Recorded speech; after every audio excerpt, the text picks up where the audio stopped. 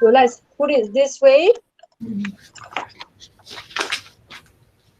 I will play back nanti balik. Never mind, we can actually do it in any, macam kita give a break, like 1 minute break, like you can have it. Yeah, okay, sure. We're gonna try it later on then. I have to say do gadget. Okay, never mind lah. Nanti kita buat balik. We do that one back again. See how we go. So tapi kena mengkaji juga sebab there are a lot of things that being expressed by the team. Okay, let's start. Bismillahirrahmanirrahim. Assalamualaikum warahmatullahi wabarakatuh everyone. Salam. My name is Shakira. Welcome everybody. It is with tremendous pleasure that I am presenting the BLLink committee to welcome you to the first BLLink e-seminar series. I will do that playback again, the one that I showed you earlier on. There's some glitch there. Okay, so we decided to create these two series. We're going to have two series events as a way to gather everyone together and share our practice experiences as part of the scholarship of teaching and learning community. Over the next hours, we will spend, inshallah, the whole online time with each and every one of you so that you know your voice is not only being heard, but being read. Okay? Before we start, I would like to remind you to think please use the chat box only for the seminar purpose, as that chat notification will be pop up at so we do not want to distract the audience or the presenters. The second one, attendance link will be uploaded soon by Nana in the chat box. Please fill it in because that one is for the purpose. The third one, at the end of this webinar, inshallah, there will be a screen capture session. So please switch on your camera and smile. And ada info. Yeah. And then last but not least, the dean and our field of department made a salam as they could not be with 100% of the days. All right. Okay. Therefore, I would like to invite the Associate Professor Dr. Mashiha as the moderator for today to begin the session. Terima kasih Dr. Syakinas. Marilah sama-sama kita membaca doa penerang hati dulu ya. Okay, bismillahirrahmanirrahim. Allahumma aftah alaina hikmataka wanshur alaina min khaza'in rahmatika ya arhamar rahimin. Ya Allah, bukakan ke atas kami hikmahmu dari limpahmu ke atas khazanah rahmatmu. Okay, Alhamdulillah Rabbil Alamin. Assalamualaikum warahmatullahi wabarakatuh dan salam sejahtera. InsyaAllah kita berjumpa buat sekian kalinya di pelantar antarmuka. So kalau satu ketika dulu you're talking about having everything on face to face, but it seems that era itu mungkin tak sebagaimana yang kita jangkakan because of this COVID. So I don't know whether COVID brings us good or otherwise bring us heart sick, mind sick and everything sick. But hopefully that we are physically fit. Yeah. So I know that we talk about COVID-19. The word that always triggers us is the word unprecedented. So is there something like million of times that it has been said out by anyone in this world? So it doesn't matter because unprecedented is about solve. What we are here is about to solve that unprecedented crisis. And that will require unprecedented ambition, making impossible possible. So hopefully that we are now living in the age of unprecedented and make it as an opportunity. If you got the ambition and smart, you can actually rise to the top of your chosen path regardless of which point that you kick off. Yeah. So insyaAllah pada hari ini kita bawa bersama-sama kita ada 4 orang speaker dan it's about telling their journey to get through the COVID-19 in their teaching and learning experiences. Yeah. So I think to start it off, we'd like to call upon Dr. Professor Mahathir Dr. Husni Ibrahim. Are you there, Dr. Husni? Okay, yeah. Okay. Silakan Dr. Husni. Alright. Okay, I'll present.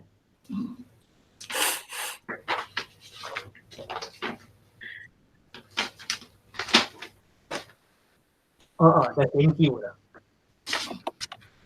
Thank you. Okay. Dr. Umar, I'm so sorry. I prepared my slide in bahasa. Is it okay for you? Boleh je, insyaAllah. Okay. So this is the just a perkongsian pengalaman. It's an experience sharing while we are doing online learning. Just ni, make it slideshow presentation. Okay.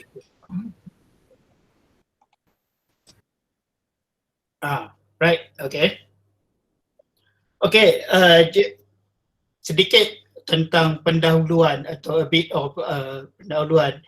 It shows that nowadays online learning is normal. Most of the students, 85% of the students say that it is better than a conventional way of learning. So now most of the students all over the world moving towards online learning. So it is not an issue to do an online learning. A study from University of Purdue says that more than 6 million students nowadays attending the course in online mode. Okay. During PKP or MCO, what I did, I used this 4 media of how to interact because I'm using this because from my short survey, they said that they are convenient doing with my guru, doing email, WhatsApp, and of course the Google Meet. So I start my class with the Google Meet, and then when the class started, then I find out a few students cannot access my guru. While doing the research, they said they can access, but when doing this our student, you know that it's difficult to tell. Okay. So what I can see during my handling this course for SBV 3013, I noticed that a few students always check in late. So that we cannot say anything, but sometimes it distracts us when we have to approve them entering the class, because in the conventional way, my class they are usually they came right on time, but this they sometimes more than 1 hour after the class started, and then they start to turn up, and then of course the big problem is their internet access. And then during class, I noticed that compared to conventional way, they are more quiet and less question been asked. Okay, and then in the final assessment, what I found out is that we need a very, what we call it, tugasan.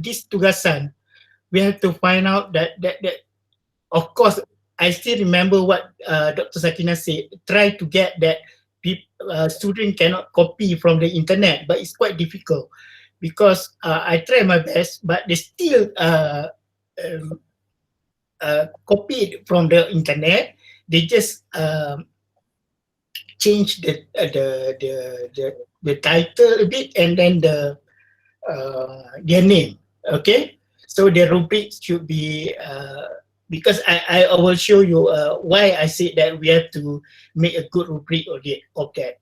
And then there's a big gap between a good student and then a moderate student. I said not a bad student, just a moderate student in terms of completing their final assessment. Because for example, this is for example my final assessment task number 1. So I assume that I asked them, if you are a journalist, so you have to write to tell people about interaction in ecology. So surprisingly, they did quite a well job in this task. But there are of course a few of half of them still do it a conventional way, but some of them you see that their final assessment, their assignment is quite impressive to me, because they imagine that they are a journalist, so they make it like a, what we call it, an article in the magazine, or an article in the some general reading books, so that compared to conventional report that we usually receive. But there are some students still doing that, and then some of the students didn't put any pictures on it, because I asked I asked them to use their own photo, so that they won't copy from internet. But there are some copying from internet, but in general, I say that they did quite a good job for this assignment. Okay, this is the what we should focus on. I did a survey on comment from the student. I received a comment from the student. I just stated here the negative one, but the positive one, the bolded one is exclude lah. Okay, so number one, susah bagi yang ada data limited, kena beli data banyak. We spend lot of money to get to buy a data. They feel uncomfortable, and then because this cost dealing with field trip, most of them say that there's rugi sebab tak boleh pergi field trip. So field trip, some of them complain that virtual or field trip is not the same as field trip, the real field trip. And then number 4, kalau untuk group work, kalau ada rakan yang tak respon, tak boleh buat apa. So they cannot do anything. Some of the group member do not respond accordingly to what they have been assigned. Kadang-kadang ada paparan sambungan atau audio yang hilang ketika dalam kelas, is internet problem as well.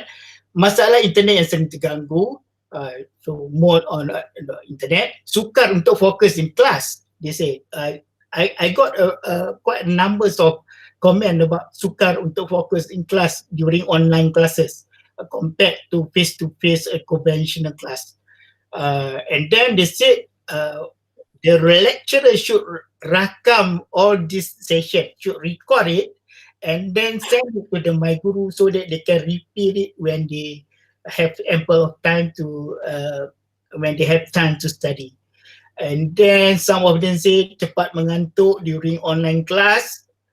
So yang ni tak boleh buat apa lah, you have to prepare mug of coffee, code mungkin lah, because you buat dekat rumah kan. And then try to avoid group members that you are not recognized, because it's quite difficult to communicate. This one, because I assign the group, so some of my group members they are not familiar with, so it's quite a problem lah kalau kita nak buat online. So I think for the next time group member ni biar dia assign sendiri kalau kita still buat online. Okay, suasana di rumah sangat tidak selesa sebab ada adik kecil. So dia kata the environment is not conducive enough for the class. Some of them, some say very very conducive. Tidak dapat bertanya kepada kawan secara terus. So if there's something they cannot, but I think this is not a major problem because they can ask it later. And then still masalah dengan group work lah. This is just a few that we have to focus on, that we try to minimize the problem that student face, because what we are facing it's okay, but the student because this is out of 70 students. They did this. Most of them, I said that what we have discussed before, they have problem with the internet. This is much to worry about when they come to our campus next semester. Okay, so I think this is all from me, just a sharing, just a start, so that maybe we can hear from others member. Um, Maybe they have a few issues that we can look and discuss together. Okay, thank you very much. Okay, back to you, Dr. Masya. Dr. Masya. Okay, thank you very much, Dr. Singh, for your presentation. And we are now actually in the knowledge of how students are reacting towards our new way of presenting lessons in our class. Jadi, how do you like to do it? Are you going to have your Q&A straight away, or we're going to have something at the end of the session? I think that at the end we can. That will be good. All right. So that you can actually move to the next presenter. That will be Mr. Zahid. And Mr. Zahid, he is actually the coordinator for SBF 3023, the plant physiology. And his presentation for today entitled Sharing the Journey of Plant Physiology During MCO. So over to you, Mr. Zahid. Terima kasih, Dr. Masyiha. Thank you, moderator. Presenting now.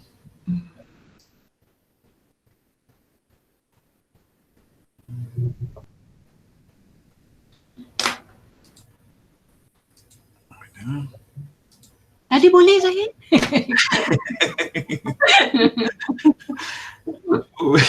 Biasa kalau bila nak start dia tak boleh. Tu. Dia tu start now. Masa uji lari tadi okey. Kejap macam dah tak ada pula ni. Wait. Okay.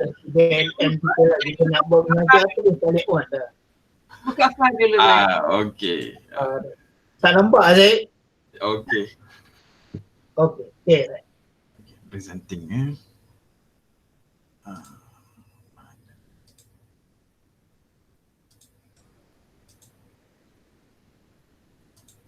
Okay, boleh nampak ke?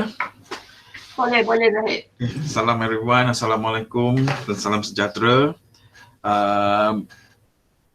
Saya mohon untuk present dalam dua bahasa, the slide dalam bahasa Inggeris, tapi presentation saya campur-campur ya. Sorry doktor. Ni. Untuk plant physiology during the MCO, plant physiology sebenarnya penyelaras ataupun coordinator for this course adalah Puan Fatimah Az-Zahra. So pada kita mula-mula awal semester dulu, beliau penyelaras dan saya hanya mengajar untuk dua kumpulan. But later on during the MCO, Zahra has to continue dia punya PhD dan saya kena ambil. So saya nak merakamkan jutaan terima kasih lah pada Zahra kerana banyak dia punya contribution pada peringkat awal dan juga semasa during the MCO itu, banyak idea-idea yang beliau yang kami gunakan dalam teaching and learning of plant physiology. Dan juga untuk SEM ni saya baru lagi, untuk plant physiology saya baru lagi nak berjinak-jinak. So I myself is still learning lah, in the learning process. Dan terutamanya dalam bila kita buat online ni, it takes a lot of energy lah to prepare, to belajar juga how to prepare and then on the plant physiology itself. So I try my best this afternoon untuk present or sharing my experience in this plant physiology during the MCO. This course plant physiology secara tradisinya kita ajar secara kita ada pergi field trip, practical, lepas tu kelas kita guna kaedah yang biasa, guna PowerPoint dan juga sumber-sumber yang lain, dan lebih banyak kepada kita panggil content knowledge lah. So this course discuss some important aspect of the functional process in plant. It include the relation of the water and plant. Okay, this the topik-topik dia. Saya cuma hari tu kita ada bincang tentang course alignment, and I think it is worthwhile to talk about the course alignment lagi sekali in this e-seminar. The CLO1 dia distinguish specific mechanism. Ini C4 punya CLO.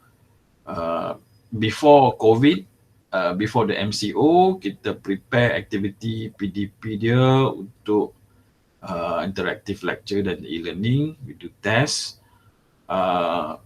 Selepas tu kita buat untuk virtual lecture dan juga e-learning, mostly asynchronous, because this semester we have about 200 over students, 6 group. So synchronous, very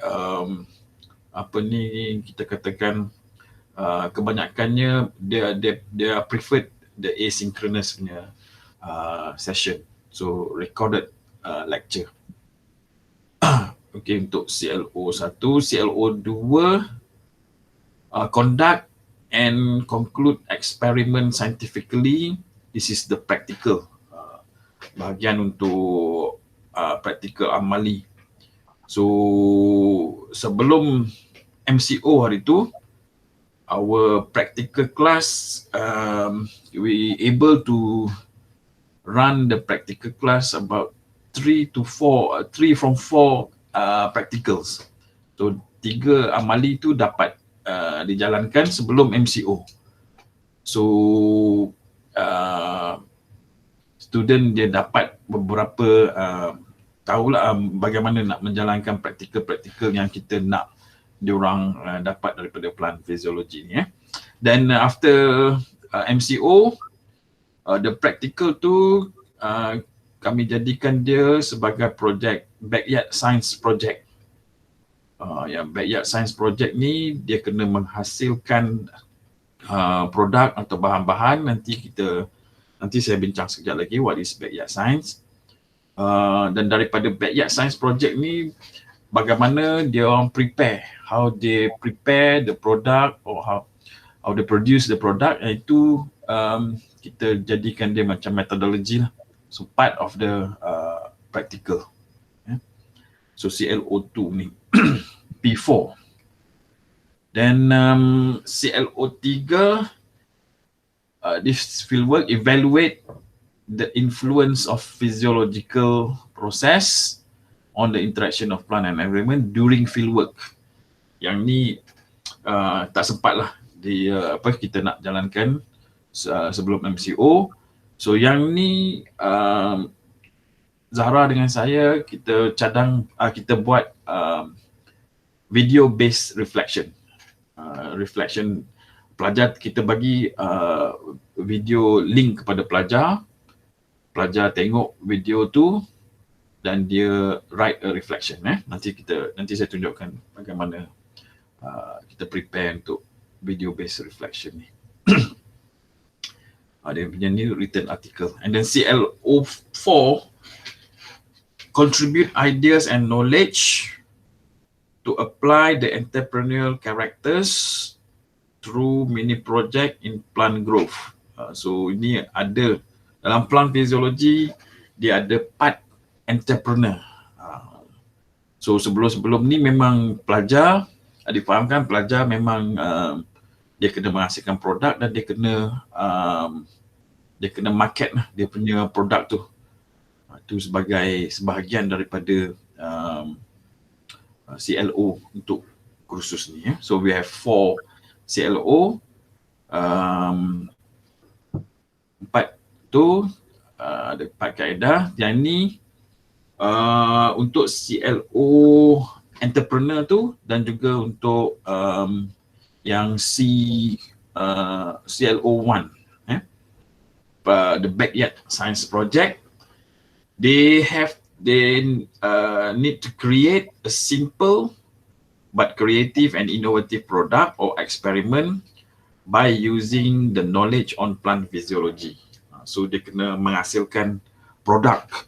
So that product may be plant sites or plant extract for herbicides, pesticides or insecticides, or they produce a fertilizer from the food waste or as plant fertilizer, or they produce plant-based product or experimental kit. Contohnya photosynthesis experimental kit.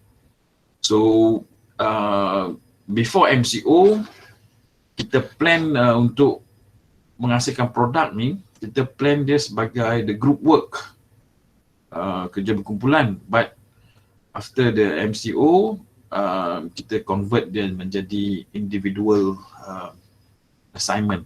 So the backyard science project ni is the individual assignment. So at the end of this project, they need to distribute questionnaire about the sellability of the product, analyze the response, and include all that into the video. So dia punya part of the entrepreneur ni kita masuk dalam questionnaire lah, online online questionnaire. So tu untuk backyard science. So backyard science project. So kita ada 2 assessment, ada 2. One is the practical tadi tu. The practical, kita nilai dia punya practical methodology, how do they prepare plant sites, fertilizer or plant based ni, and dia menghasilkan video lah for the overall project ni. Okay.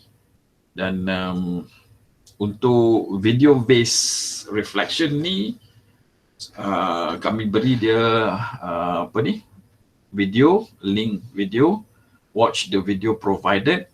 Contohnya kita beri ni A Year in the Life of an Oak.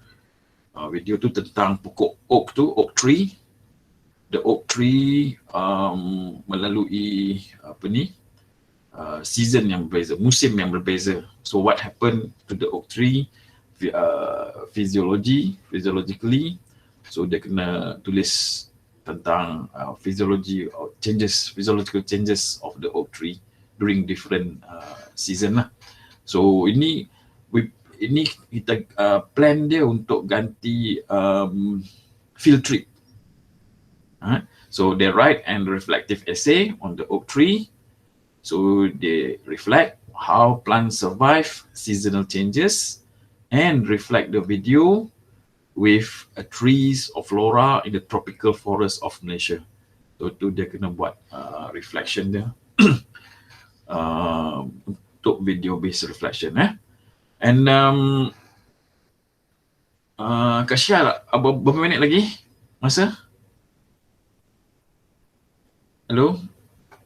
Saya tak boleh tengok masa Okay, so challenges and opportunities. For practicals, manage to conduct 3 to 4 practicals before MCO. So student gain some important skill set lah during this practical. Sebelum MCO tu kita boleh buat. So ni yang dia dapat skill-skill tu lah. So assessmentnya apart from part methodology from backyard. Tapi untuk for future, I think for this practical, it's good we have record a practical demonstration. So kalau totally tak ada kita kata face to face tu, so what best for plant physiology is to record dia punya practical demonstration. Mungkin pelajar dia boleh menggunakan bahan-bahan yang ada dekat dia punya kat rumah atau sekitaran dia untuk prepare the practical. And for fieldworks tu kami rasa virtual simulation. Yang ni pun masa yang kita BLLink yang pertama tu pun Dr. Syakinas ada cakap simulation kan, visual simulation. I think that is for plant physiology. Simulation tu dia boleh mengambil peranan untuk apa ni kita katakan fieldworks lah, simulation. Tapi kita kena record lah beberapa klip-klip video tu, incorporating videos clip on tropical forest. So sebab fieldworks ni untuk plant physiology kita nak pelajar tu dia be observant, dia observe di apa ni physiological of the plants. Tu I think virtual simulation tu dia boleh ni lah. And the most challenging tu adalah yang CLO4 contribute ideas and knowledge to apply the entrepreneurial character through the mini project in plant growth. Tu CLO4 ni sebab kita bergantung sepenuhnya kepada online. So I think kalau untuk yang seterusnya mungkin kita boleh prepare the students with online marketing punya lah. So before this kita hanya ask them to distribute the questionnaire on their product. So maybe kalau ada kesempatan yang lain mungkin dia boleh belajar online marketing, tools for online marketing lah untuk CLO4 ni. So the reflections and experience, actually the COVID-19 ni memang create an opportunity lah. For me is a opportunity to reset the approach of teaching and learning. Kalau sebelum ni kaedah pembelajaran saya memang I'm very comfortable with PowerPoint, attending class. So COVID-19 ni dia telah I reflect myself and I think I need to learn more teknologi punya inilah educational tools. So it's really an opportunity for me lah. And for students, I think what best for them, the COVID-19 ni, they becomes very creative dalam dia punya penghasilan video tu. Some of the students prepare quite good quality of video, very creative-nya ni lah. That one sebab dia kena prepare individual, so we really see an individual creativity lah. But however, I think during the MCO hari tu more time was spent on preparation of lecture, especially work from home ni, as I have to learn quite new things lah. Banyak benda baru. Luckily we have this BLLink yang dulu tu banyak membantu saya lah. So tapi masa tu especially we have quite large group for this time, 200 over students. So and individual, so we have to cater for individual punya consultation. So we have this reflection, backyard science, methodology tu. So every assignment tu you have to cater dia punya consult. Dia orang tu have to consult. So we have to spend more time lah.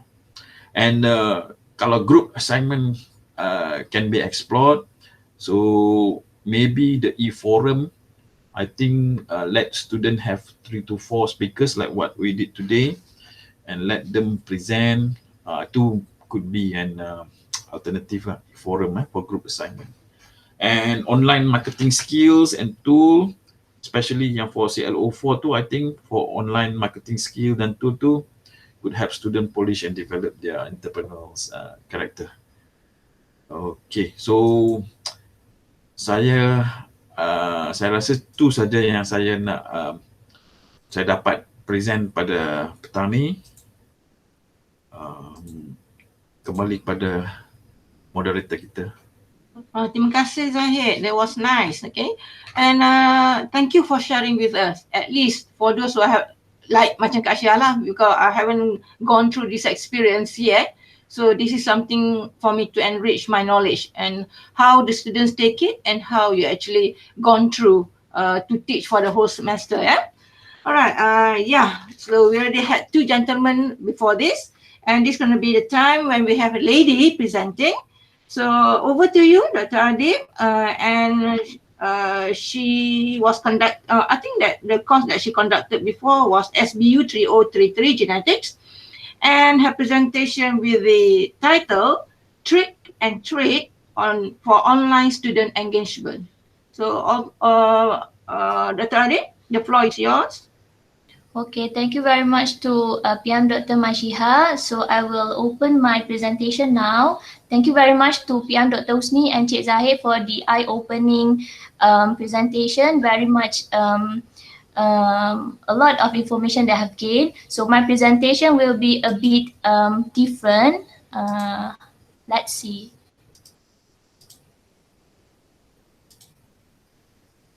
Boleh dengar boleh lihat? Loud and clear. Okay, thank you very much. So the title that I've given to our moderator is Trick or Treat for Online Student Engagement. There is a reason why I put it trick or treat. Later I will inform to you. First of all, I would like to present on what is actually student engagement and why is it important whenever we are going to do an online session. So student engagement is a relationship between the student and the learning environment that we set up. So before this, we are used to face-to-face. Now we have transitioned our online session, our class to online session. Therefore, we need to set a good learning environment to them. And why is it important? It will create a safe platform for them so that they will be positive and even continue to be creative for their learning culture.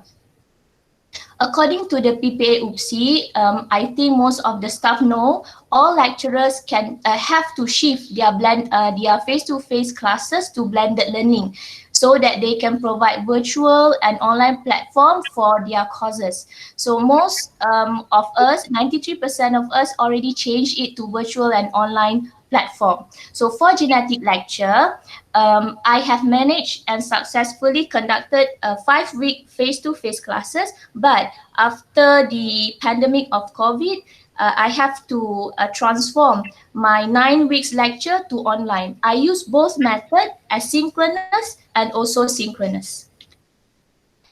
So the main thing that very concern me whenever I have to shift my face-to-face class to online is how do I assess a big amount of students, 134, which is actually less than in Cik Zahid just now, genetic student online, because I'm used to face-to-face class. So the first thing, my 3 hours session, I have to shift to monitoring for their online time span. I use Edpuzzle.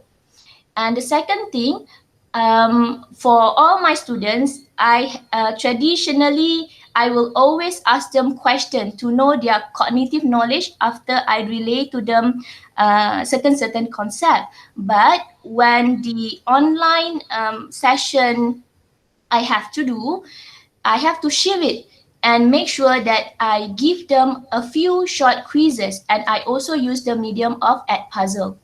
And lastly, pencil and paper tutorial. Pencil and paper tutorial is very important usually to my minor students because some of my students do not have quite a lot, some of them do not have a background for biology.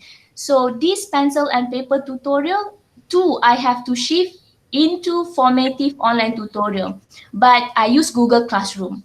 There are reasons why I use Edpuzzle and Classroom. I will show you some example. Okay, for the 3-hour monitoring, which I changed to online monitoring time span, you can see from here.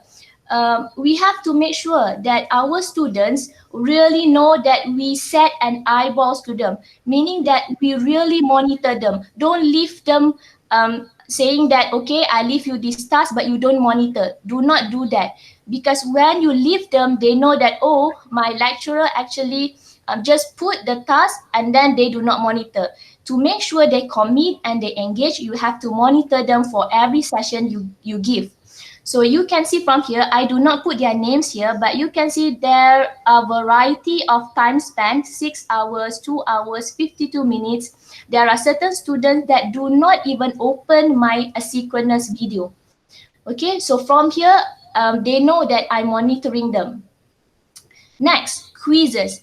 I make quizzes compulsory, at least 2 or 3 questions, to make sure that every time, whenever I do asynchronous classes, they do and they are online during my classes, because they cannot, for example, for Edpuzzle, they have to answer my question before they can continue to the next video.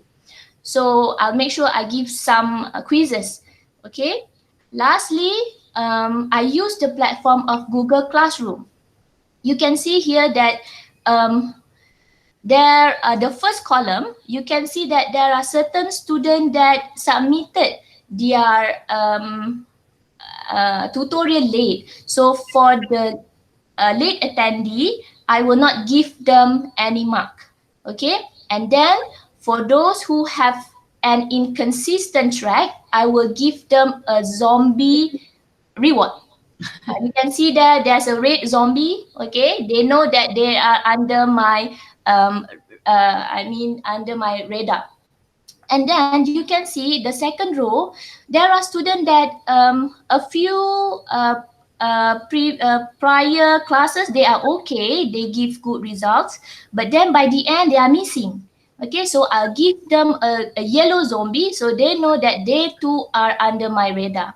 And the last one, you can see that this is a very good student. You can see she submitted on time, and then I also give them a green zombie, so she knows that she's good and performing and committed during my classes. Okay, so the tricks or treat to keep student engaged during your online class. The first thing, I make sure that there's a nice flow of my lecture session.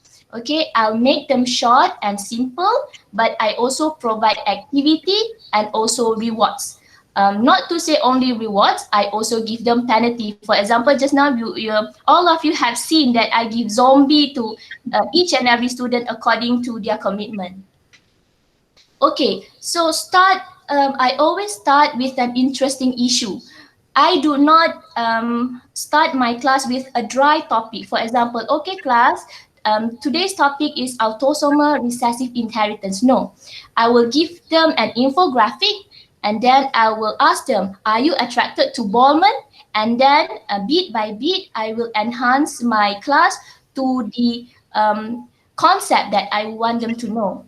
And then, for example, for the topic pedigree, the most common example that is always given for pedigree is about the Russian family for hemophilia, but that is so old. Because I'm teaching a 21st century student, they want to see new faces. Okay, so I give them one article. For this one, I use Tech and Science. So they have to read up a few,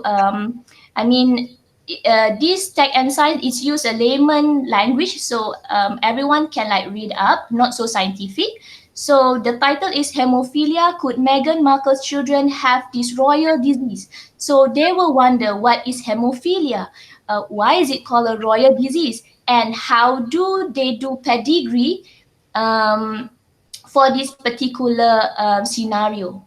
Okay, right. And then my lecture phase, usually very simple and straightforward. I will start off with scenario, and then in the middle, I will insert the genetic concept. That's the Y factor. And then by the end, I will not answer the question. However, the student will answer it and give their opinion. Therefore, they know that they have to always engage with me, or else they don't get the answer. Okay. By the end of my classes, I will also give several independent activity. For example, further article to read. I give them tutorial. For those that last participate in my class, I give them zombie alert, because they know that zombie eat brains. So if they don't use their brain, I'll give them zombie, right? And please reach out to your student. Always check their attendance list for late attendees, for the absentees, okay? And then you have to make sure about the time spent for your asynchronous session. Do they really watch your video? Is it too short? Is it too easy that they can answer your question in a few minutes? Why they take so long to answer your question? Why they take so long to watch your video? Is it too hard for them to understand? All of this you have to check and monitor. And then if you see some students that is inactive, you have to personal communicate to them using either WhatsApp and Telegram. I suggest all of you to use WhatsApp and Telegram because it's for the record purposes. If you call, you don't have any record, okay? Next, so you have to give a creative communication. This is my experience to my genetics student. The first thing is I limit my WhatsApp conversation. You only can WhatsApp me during my 3-hour class. So therefore, during my class, they have to bombard me with questions. They have to give their opinion because other than emergency, I will not answer their WhatsApp. Okay? Maybe any of you have other opinion on this, but for me, I have my own limited time, so they have to respect my time for working, so they know, oh, okay, if Dr. Adiba did not answering, meaning I'm asking in the wrong frame of time. Okay, and then when you do online classes, please don't scold and humiliate because it is very easy for students to withdraw from your session. It's just a click away. So make sure that tone down a few, and then make sure that you ask opinion and respect their opinion. And the most important thing, always praise, because students, when they are given praises, they are motivated. Okay. Next, I always be firm and fair. For example, just now I show you that for those who turn late, I will not give marks unless they give a good reason, because it is not fair for other students to commit to my online session. And then for those who submit late, also I give mark. Either I did not give them mark, or I give them penalty. Okay, and the last one, please trust our students' ability. Do not junk all knowledge inside of your slide, because students, they are adult students. They know where to find. It's just that for you, you have to guide them and monitor them so that they know where to find the knowledge. Okay, so I think I end my session now with a few testimony. This is for students that in the face-to-face classes, they have a problem because they don't have a good background of biology. So they are very excited that they can answer my question. And then some of them at least got A-. So I hope I can continue my confidence in learning online session. However, I do miss my face-to-face lab. So maybe in the next session, I will do a mix of face-to-face and also online, because face-to-face is very important for me to actually monitor them in terms of skill.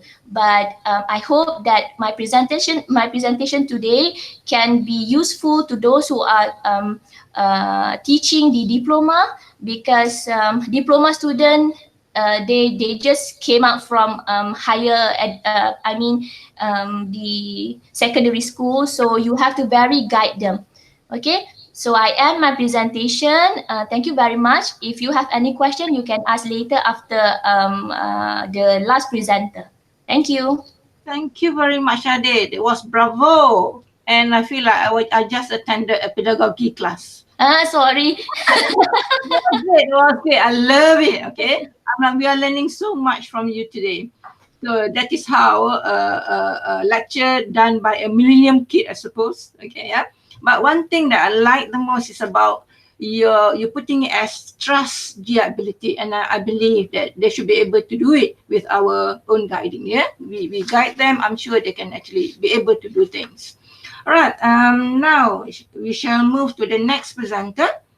That will be Dr. Remy.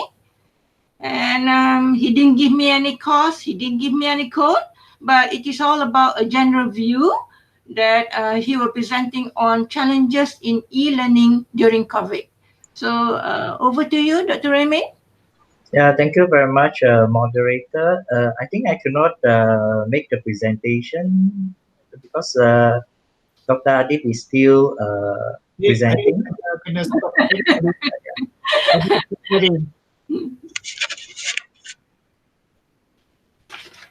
Sorry, Remy. Okay, never mind. It's okay.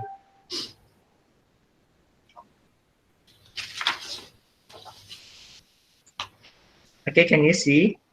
Not yet. No, yeah.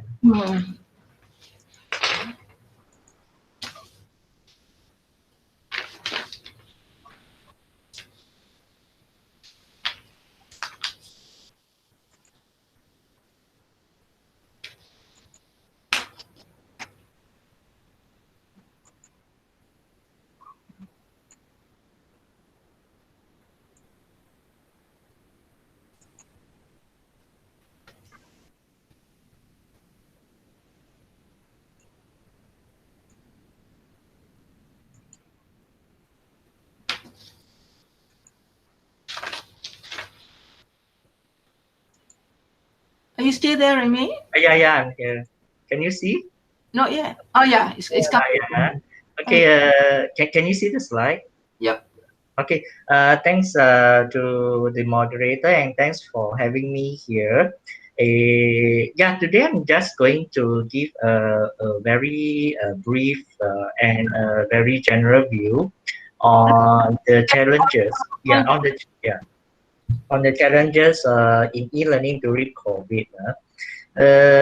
Yeah, perhaps some of these points has already been mentioned by the previous presenter. Okay, and I think what I'm going to present here is kind of very general. Okay, because I'm not conducting any classes for the previous semester, so in detail, I'm not very sure what the student response are.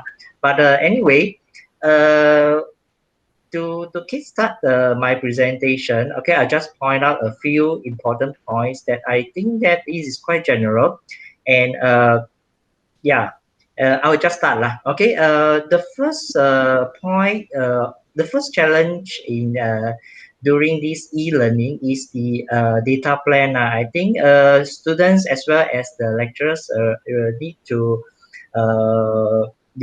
need to actually spend some money on data plan, and it actually added to higher cost of living per household, especially for students. The second point is that not all area has internet connectivity, especially in remote area. I think this is some of issue that is being highlighted in the media as well as the social media.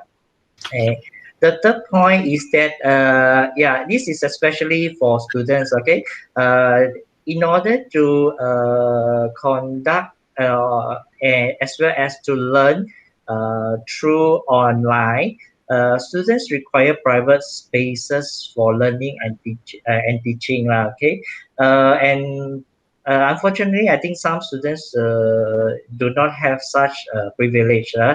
I think the lecturers have no problem with that. Okay, the fourth point is that the gadget shortage, especially for families which is having a huge number of siblings. This happens to my niece and nephew as well, as because they need to take turns in order to go online and uses the laptop. Okay, and if laptop is not available, I think some students require to use the handphone of their parents as well. Okay, the fifth, the main concern, which is the data privacy and security. I think most of us had heard about the Zoom, which is the media that is used for video conferencing, and they have recorded some of the videos. Okay, I'm not very sure about in terms of the security and what will they do with the data which they collected. Okay, and the last point is the isolation and lack of interaction among students, right? Because there isn't any eye-to-eye communication, okay, no sharing experience, no joking, because most students are isolated among themselves, okay, and making no non-verbal contact. I think that I think most of the lecturers also feel that there's less interaction between students with the lecturers. Okay, and it's kind of difficult to get some response from them through this online learning. Okay, I think that's all from me. For the solution, we have to bear with them. Okay, yeah, I think thank you very much. That's all from me. Okay, thank you very much, Dr. Remy. So that is actually the end of the presentation from all of our 4 presenters. Dr. Husni, Dr. Adi, Cik Zahid, and Remy. Yeah. So out of the 4 presentations just now, what we can actually sum up how Dr. Husni presented he profiled the student behavior throughout these difficult time. And for Zahid, he actually shared with us how actually he switched the class into the practical class actually into more on the students hands-on back home, yeah. And for Adit, I think she presented on more of her experience throughout the difficult time, how she conducted her online student and with all the tips that she gave us. So that will be quite very, very helpful for all of us. And the last but not least, Remy giving us the general view of what we are facing in both view, the lecturers and the student, and as well as his nephews and nieces, I suppose. Yeah. So now it's time for us, what we call it an open session for Q&A. If you have questions from the audience, please be free to post your questions. It's either, I hope that you can do it in verbal, but for those who are not able to do that, who are not attending workshop or whatsoever, you can actually have it on the writing form. So, who would like to start it first? Assalamualaikum Kak Syiha. Assalamualaikum warahmatullahi wabarakatuh. Wong here. So, okay. Hello, hi. So, thank you so much, organizer, PM Dr. Shakinas, and also moderator, PM Dr. Maishiha, for this such a great effort to share the experience and also the way to deliver the courses during MCO. All right. So actually, I'm quite attracted to. Of course, all the presenters have done a great job, I think. But of course, I am actually quite attracted to 2 of the presenter, which is Adibah and also Encik Zahid, because they catered quite a huge number of students. All right, 200 something, 100 something students. So, and to Adibah, you have done a very great, good job, and also to Encik Zahid, all right, on the delivery method, on the assessment and things like that. But my concern is actually on the assignment that is done by the students, all right, the write-up, all right, in terms of plagiarism, because you handle quite a huge number of students. So how do you actually detect is there any plagiarism or things like that, and what kind of tools that you use to to check on the plagiarism, or in fact copy and paste from each another from with their friends and things like that. All right. Okay. So that is my question. Thank you so much. Okay. Thank you, Wong. Who would like to answer first?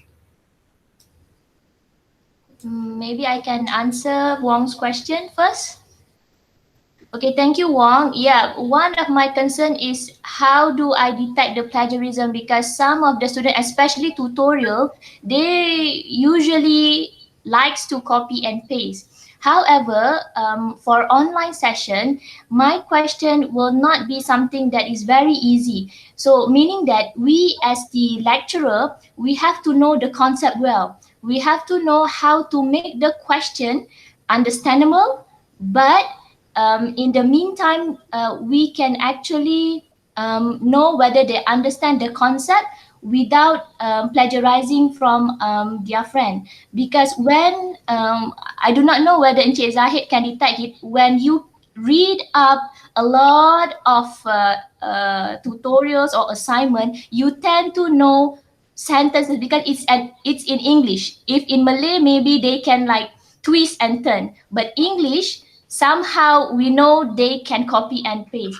So for students who copy and paste, usually there will be a deduction and penalty for their work, and I will display their mark. Whenever they see their marks, they will always see their marks after each session of tutorial. So whenever they see their marks lower than their friend, they will PM me privately, and then you will know that certain student, they think they can get well, but actually their answer actually from their own friend. That's all from me. So maybe Encik Zahid can add up, because Encik Zahid has the most student. Yeah, thank you all for your question. For me, I did not have any special tool or apa ni to check the plagiarism, but I always stress to them. I always highlight. I say that I do not want copy and paste mentality. I do not want long sentences, many pages. I told them straight to the point. Use your own words. Write down. But unfortunately, students, even in the final assessment, students did not follow apa ni, do not heed our apa ni nak advice lah. They still, many of them still copy and paste and long pages. Itu is quite frustrated, but I told them in the rubric, when you copy and paste, I told them in the rubric there's no marks for kita panggil apa, language kan. Itu yang itu sajalah yang I think we can do lah. Kalau to have special tools, I'm not aware of, but I think it will take lagi banyak masa kan, times consuming, especially when you have apa ni, ramai students lah. So I make sure I told them I do not want one long pages. I just macam reflective essay tu, I just want satu page saja. I just only need you to write one pages, beberapa paragraph saja pun, but it's all your own word. And then when they apa ni submit tu, memang kalau you baca, you know this they copy and paste from buku ke apa kan, because the word is quite extraordinary lah. Dia punya perkataan yang dia gunakan tu, immediately you know kan. Very perfect. Yeah. Perfect sentences. Perfect. Itulah. Dan yang lebih I bit disappointed tu lah masa final assessment, because I told them bukannya you write panjang-panjang, tapi still they, you know, that's the very difficult lah. Tapi apa ni, in the rubric tu I told them I cannot give mark for tu lah. Tapi for apa ni tambahan tu, if we can have session on rubric punya ni kan, online rubric untuk rubric untuk online punya ni, itu yang I think is good for me lah untuk belajar, untuk preparing the online rubric ni. Thank you. That's the point there. I have a question. Oh, okay. Yeah, go ahead, Omar. Okay, the question goes for Dr. Adiba. So is there any specific level for plagiarism? Like, for example, you saying like you're going to reduce the mark for the student. When submitting a thesis, there's a certain value, certain percentage for plagiarism. For example, 20%, 25%, 50%. Does it go the same for the submitting assignments, whatever? Or you like it's dealt in a way like everybody goes the same? Okay, thank you very much, Dr. Omar. I'm very much fortunate, because genetic is not all about sentences. It's about concept and mathematics. Therefore, they cannot cheat me in terms of the sentences, because whenever they do their different calculation, I will know they follow their friends or whatever. And then one of my strategy is that students will get their question according to my numbered coded question, because I give each and every one of the student for one group, for example group A, they don't have the same question for assignment, they the same concept, but they have a different scenario. Therefore they cannot actually plagiarize. That's one of my technique. And actually, I would like to suggest even to the moderator and Dr. Shakinas as the person in charge of the session, maybe for courses like us with a big number of students, I suggest that we can have at least more than one lecturer to conduct, because actually for me it's a bit a burden, but I survive. I survived. I call it the pandemic survival. Okay, thank you. Okay. Lega, Syazwan, lega. So, but one thing that this is something that I like to share. I just read one article saying about how to prepare a good rubric for assessment is actually to get the students involved in preparing your rubrics, so that they know, when they know that they all agree that plagiarism is the issue. So some marks are given for those who are not plagiarism, or for a kind of deduction mark for those who did their plagiarism. So it's good actually to get the students' involvement in ensuring that they understand what is have been assessed, and their contribution in preparing the rubric as well, right? Is there any more question from the audience? Me. I have a question. It's not yet a question, it's about sharing. When we talk about having people or the students to do the plagiarism and so on and so forth, I think the first thing that should come into our mind is that how we prepare, how we design and plan the assessment task. I mean that if you prepare something that can be can be copied directly from the internet or from books, meaning that that is not yet achieved the level of what we want, or we call it as alternative assessment. I believe that for alternative assessment, it's not about we want to check or we want to measure what they are thinking. I mean, like, we are not measuring what the student do or do not know. I think that is out of context. When you talk about alternative assessment, is that we are trying to measure what student can or cannot do. Therefore, it's not about measuring the knowledge when we talk about alternative assessment. And then it's more about measuring the applied proficiency of the students to make use of the knowledge, to make use of the information into some context. So yeah, when we talk about plagiarism, if we allow any room for them to start to copy from somewhere else and paste it as if that is their work, so we are going to have problem with that. So that is number one. And what I saw just now, congratulations to Dr. Husni, Zahid, Adiba and Wong for sharing such an useful insight for all of us. When we talk about to avoid the plagiarism, we should also avoid of giving them opportunities to start copying directly from whatever resource, because that is not how we want to measure. What we want to measure is the content that they have in hand, and how they are going to transfer that or mold it into something that we want them to think.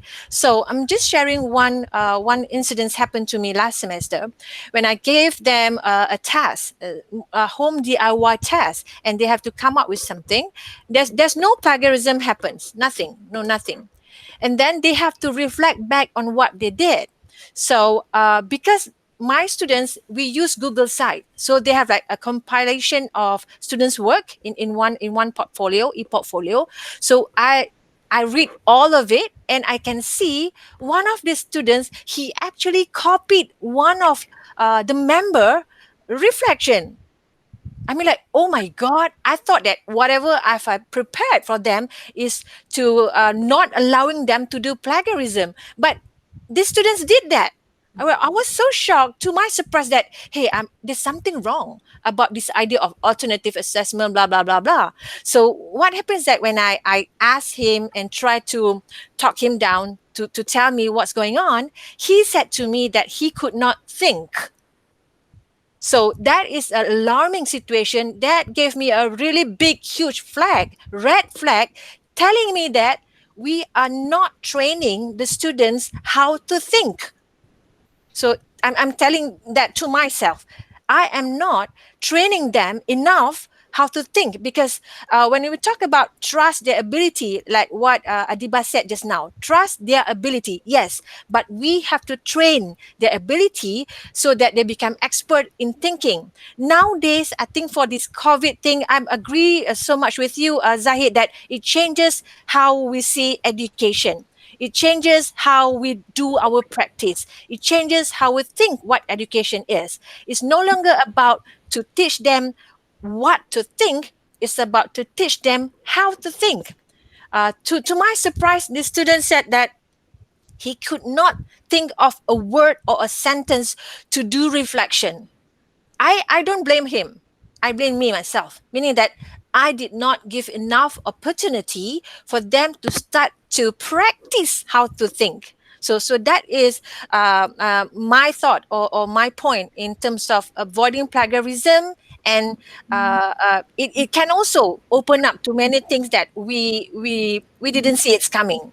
Um, Trying to share Wong's question just now, guna tools apa, instead of using Turnitin, you can also go to smallseotools.com. It's a very simple plagiarism check for students. SMALLSEOTOOLS.com. I will tap that one in the chat box later on, so that we can share, we can use it accordingly. Thank you. Thank you, Dr. Shakna. That was like having another presentation just now. But that was great. And you have shared your Itulah experience. patut present satu lagi. Yeah, I feel like we are having like another presentation that is supposed to fill up Susita's slot that we are missing, okay? Thank you for sharing your experience. And yeah, that is all on how to overcome plagiarism actually, yeah? So that has been emphasized over and over again, that the need of having alternative assessment is not about to get back whatever that we have taught our students. It's about how do you utilize the knowledge that we have delivered to all of them. Yeah. So yeah, again, is there any more question from the audience? I have a little bit more. I always have something. I would like to share my appreciation and express my appreciation. How I'm so proud of what has Dr. Husni and Zahid declared, that they found that students become more creative. Why? What makes the student becomes more creative? Because we have people like Dr. Husni, people like Zahid, people like Adiba, people like Zara, and all of us that become creative in designing and constructing and planning instruction. Congratulations, Dr. Husni. Congratulations, Zahid. Back to Zahid, your backyard science project, instead of become one assignment, you can also turn that into alternative assessment and make that as your final assessment as a tugasan khas or project. Thank you. Yeah, I agree with that. And I was like about to propose that probably that we can compile all the way that we have changed over from the traditional preparing for our constructive alignment to the new one that we just experienced during COVID. And at the same time, we can actually compile the students' work. And we can actually have like something like a one-day presentation that we can actually look at to whatever products of our student, and also how we move from the traditional into what we call teaching and learning during COVID era. Right. Yeah. We still have time. Kak Syah, Yeah. ada soalan. Bukan soalan lah, cuma I have an opinion. Okay, in relation to to the situation that we experienced during the pandemic. So basically, if I think I suggest if we can, during the next round of review of the program, we need to review on the CLO, especially the one that can be done as in online and also face to face, because of course right now we can't do anything because we are running the program. So my suggestion to the, in fact, to the coordinator or to the head of department, we have to focus, or we have to emphasize on the CLO that can be achievable during any disease pandemic or something like that, that we do online assessment or things like that. And I think we have to do it in a more dynamic way for the, especially for the CLO, so that it can be achieved. For example, what I can see is that in terms macam Encik Zahid punya CLO 4 tadi tu, alright, apa tadi ya, contribute idea and knowledge in entrepreneur character and things like that. So I think if it is done face to face, maybe it would be more efficient, alright. But since the course was carried out as online, alright, so I think maybe the students will be having a lack of imagination or things like that lah, on how to to achieve or to carry out the particular projects so that the CLO can be achieved or something like that. So maybe that is one of the point lah, that I think it is quite important to me. Okay, thank you. If I may respond to Dr. Wong's opinion, I totally agree with what Wong said just now. It's just like nowadays we are talking about resetting the whole education ecosystem all over again. This no longer like we're talking about traditional and the one that we set off. So that is so 21st centuries. It is no longer there anymore. If we realize that we are accelerating whatever we plan. Like we declared that we do blended learning in My Guru, and I don't know whether that is really blended or is non-blended. So when we talk about blended learning, we are accelerating toward something that maybe transition it to online learning or remote learning. So, but the one that Wong mentioned just now is about we are using the old way now because we have new norm, right? The old way of constructing or designing a curriculum where we know that we're going to have like in-person class. So now that we don't have in-person class, or we have choice for in-person class, so meaning that structure should also have some flexibility for us to deliver, for us to do the instruction, for the students to gain whatever we want them to gain. Back to Wong said just now, there'll be a question of changing the approach of curriculum. So meaning that when we do our semakan kita apa? Penilaian or something macam tu, we do that review, we should also include the verb using the verb that we use in the course learning outcome is not tying up us so tight that we don't have place for flexibility. Nak tukar struktur maybe quite, I'm not so sure about that, but in terms of how we write the learning outcome, that can also help us in become more creative and flexible in delivering our course. Yeah, thank you. Yes, I totally agree with Dr. Sheikh as well, especially on the, for the CLO that involve psychomotor domain, yang melakukan eksperimen, boleh melakukan eksperimen, able to carry out experiments. So, during the MCO, it's very, very difficult for the student to carry out experiment. So that is what I think maybe all of us will have a brainstorming on what kind of verb that can be used to actually achieve the psychomotor domain without having the verb like doing or able to carry it out or to perform or something like that. Because when we talk about performing, unless they will record their activities while doing the experiment itself, like backyard science ke ataupun macam mana lah. So other than that, it is very, very difficult for us to really access into the psychomotor punya domain. This is what actually happened to me that I will present next week, inshallah. Yeah, that's it. All right. Okay. We are supposed to end at 4:40, isn't it? Meaning that we still have... Actually 4:30, since Suzy is not here. All So right. balik asal baliklah 4.5. Tapi it's up to you, moderator. Okay, so I think that this is something a good platform for us to listen to how our colleague conduct their class, and I think that I wouldn't mind if you can actually have another 10 minutes, probably.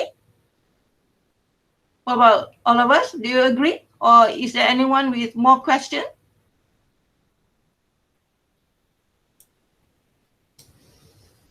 I don't have question, but then I would like to suggest a slot for next session. Maybe how to design special project, because for the upcoming A201, I will be conducting biotechnology. So similar to Dr. Wong, meaning that it involves a lot of psychomotor skill. So yeah, I would like to suggest one special slot for designing something like special project. Thank you. Okay. Inshallah, that can be done.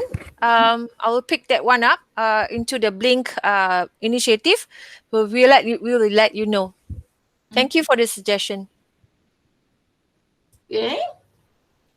Is there any more questions or any more recommendation, any more suggestion?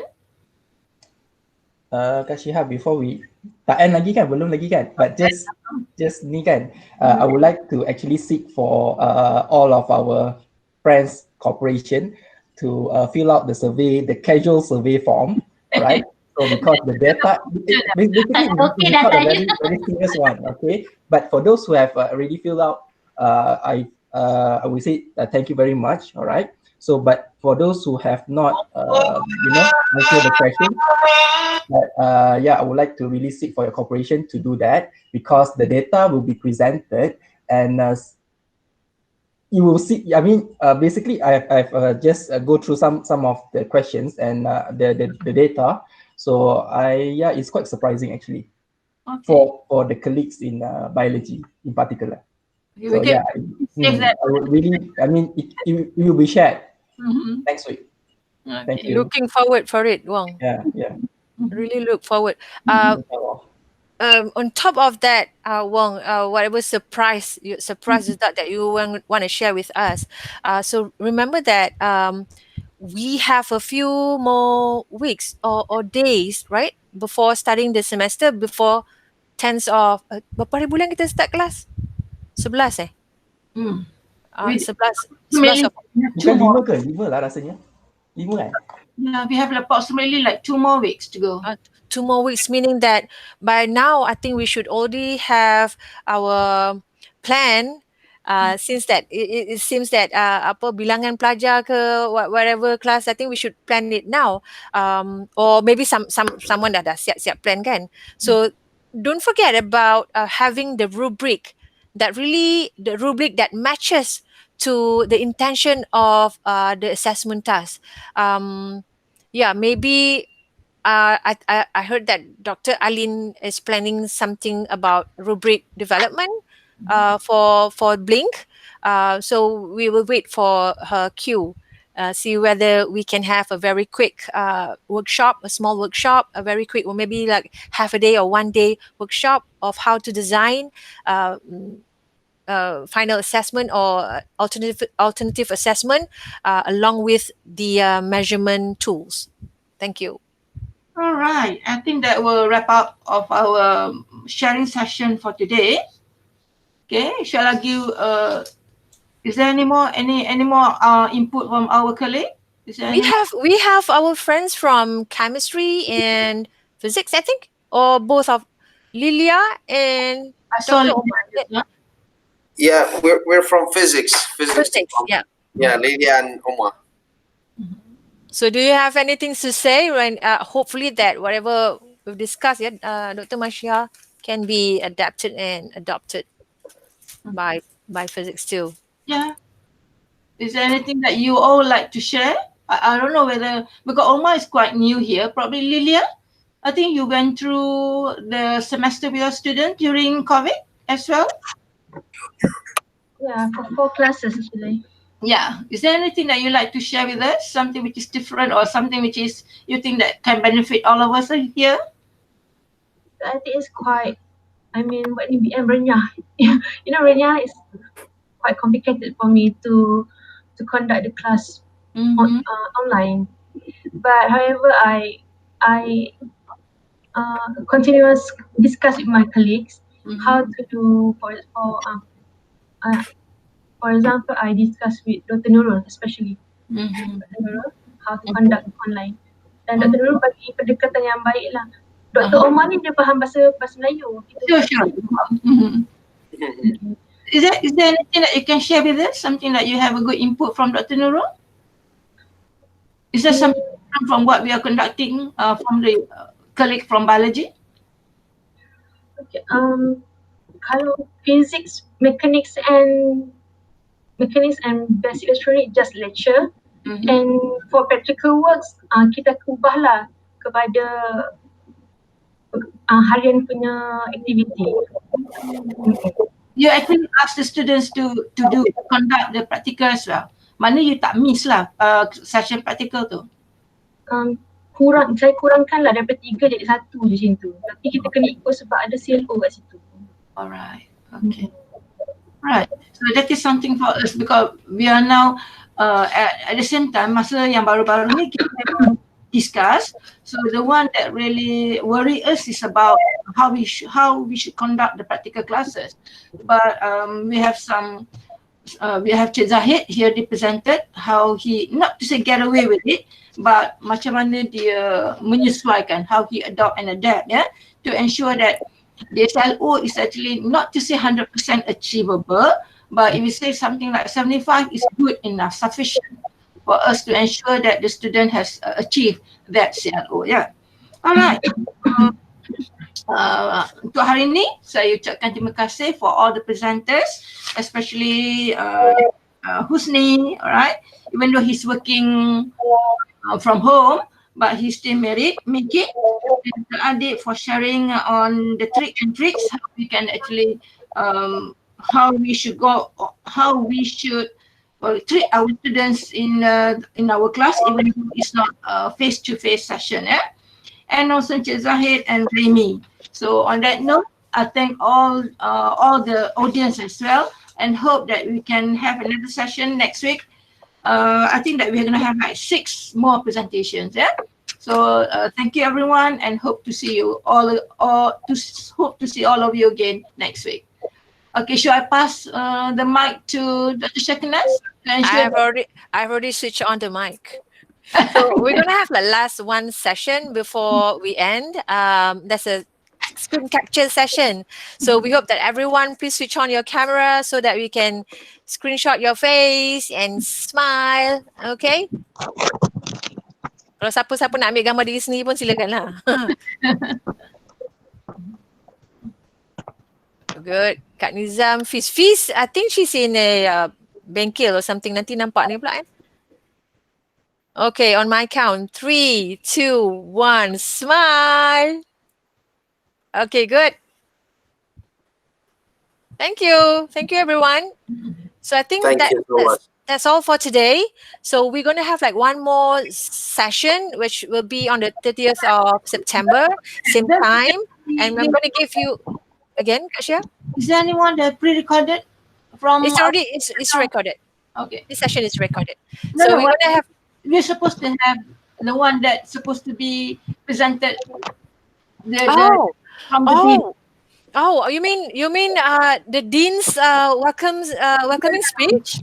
Replay. Oh my God. Okay, I'm going to do a quick one.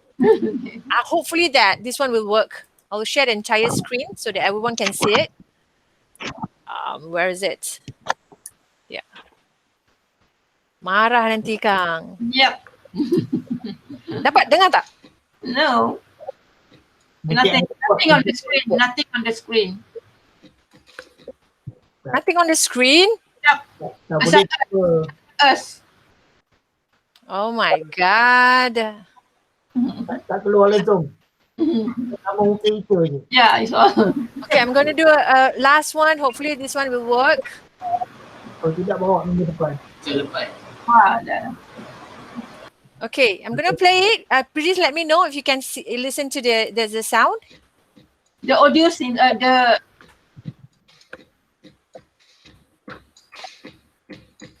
the audio doesn't work, I suppose. This doesn't work that well. It's not clear. Okay, I think now that's good. That's good. Let's wait for it. Is it working? Video pula tak ada. The video, where is the video? Oh my God, it's not working. Huh? Yeah, never mind. I will share that one next week. Minggu depan kot. Yeah. All right. Okay. Thank you so much, everyone, for joining this session. We appreciate your attendance and your participation, and we appreciate the presenters. You've done a very one hell of a good job of sharing that one to us, and hopefully we're going to see you again next week. Lilia and Dr. Omar, we appreciate your presence here, and we know that you have so much thing to say because since Dr. Masha is not allowing them to say anything. No, I'm just kidding. So see you again next week, inshallah, same time. I'm going to give you a new link for the session. So yeah, that will be all for today. Thank you so much. Have a great day. Assalamualaikum warahmatullahi wabarakatuh. And salam sejahtera. Salam. Salam. Bye-bye. Bye.